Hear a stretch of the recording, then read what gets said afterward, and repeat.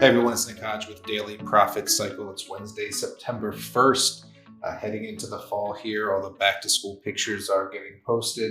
It's starting to cool off. It was in the 30s as I drove to the office this morning here in the Pacific Northwest. We had a freeze warning last night. Hunting season will be starting up soon. I'm taking my dad on a fully guided elk hunt for his 60th birthday in Montana here in a couple of months. Very much looking forward to that. And while the temperatures are starting to cool off, what is not cooling off is the rate of inflation, which I'm sure Federal Reserve Chairman Jerome Powell said something about last week, but it didn't really matter one way or the other. No matter what he says, the inflation is clearly out of control beyond their target, and he has no way of reining it in. Federal Reserve sycophants and minions will continue to say that the inflation is transitory, or it's not that bad, or it's not affecting everyday Americans, and that will, of course, continue to be bullshit. And that just is what it is. You can put that inflation in your account. You can front run that inflation. That's what we've been doing here for over a year, staying out of the politics and keeping our nose to the grindstone and letting our accounts inflate such that we can buy the things for our family that continue to go up in price. So unfortunately, some families can't afford the things that are going up in price. And one of those things in a very real way is real estate, either in terms of rents, which are heating up very quickly, and in terms of home prices, which are growing at record rates, with the median house now priced at $359,000. And so, when my wife, who we're fortunate enough to, she doesn't have to work, stays at home with our three kids. When she takes our three kids to the park, obviously there's families not as fortunate living in their cars in the park. And so,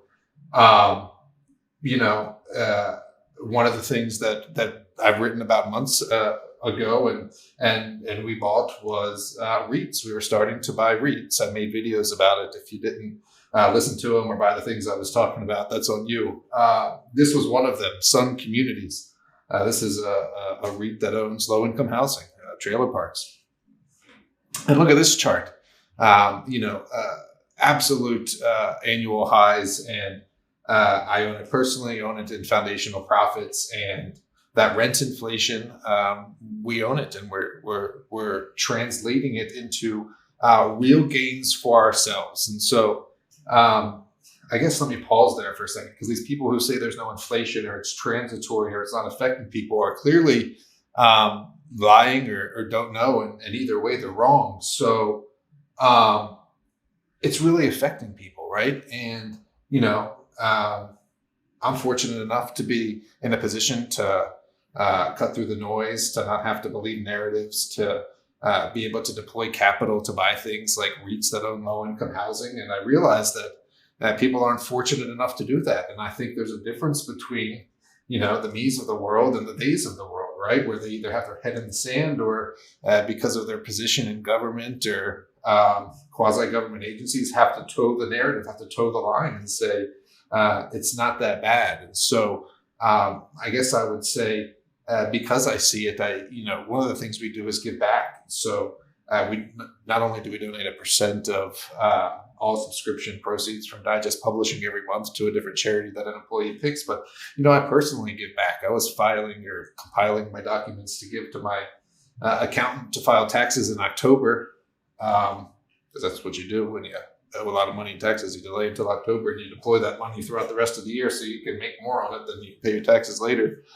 But anyway, I was adding up how much we gave to charities in 2020, and thousands and thousands and thousands of dollars when the virus onset, and when people were standing in line for bag lunches and things like that. And so it's not exploitation, I guess, is what I want to say, is much as recognizing what's going on in the real world, investing in it to have enough to provide for myself and my family, and to give back to the communities in spite of your leaders telling you that there's no inflation or problem to begin with. So Anyway, I was saying that real estate was about to be a wonderful performing sector. And not only do we own that REIT, we own another REIT that I recommended in the August issue of Foundational Profits, and have owned that now while they continue to hit new highs. What else do I want to talk about in the market?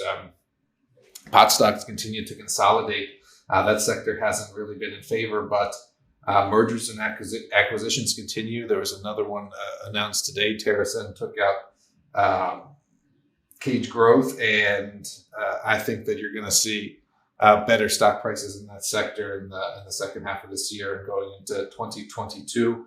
Copper still looks healthy. I was buying large stocks like Rio Tinto in the past week on the pullback. I think commodities in general are continuing to inflate, and then also starting to accumulate quality dividend paying gold names, because as we've also been telling you, these large gold miners and gold royalty stocks are posting record revenues. They're still producing gold at $1,700 and now $1,800 an ounce, and that revenue is falling quickly to the bottom line as the costs remain around whatever, on average $1,000 or $1,100 an ounce. And so lots of quality names to look at there, starting all the way at the top with the Newmonts and the Kinrosses, for example, and then drilling down into the smaller ones, including silver miners, which I've been telling you about. And then lastly, have to point out uranium, which is back to $34 a pound, and stocks in the space are hitting multi-year highs as that happens.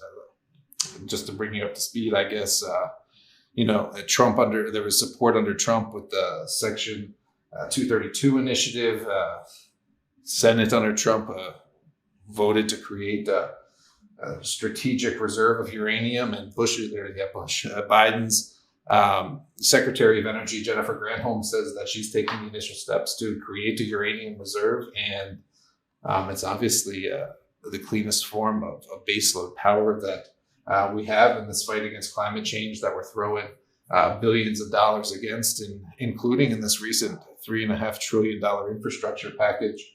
Nuclear got over $1.5 billion for small modular reactors to extend the life of aging reactors. And of course, $34 is nothing for a pound of uranium. It can go up by multiples of that, and has to incent new supply to come online. So Gerardo made a new uranium recommendation this week in his Junior Resource Monthly. We have a free preview of that issue out. If you'd like to give it a look, I'll post a link to it under this video. And that's it. A lot of commodities continue to inflate. A lot of people continue to bury their head in the sand or deny it, while others harness that inflation to the benefit of their bottom line. I hope you're the latter. I'll see you next week. Mikaj for Daily Profit Sig.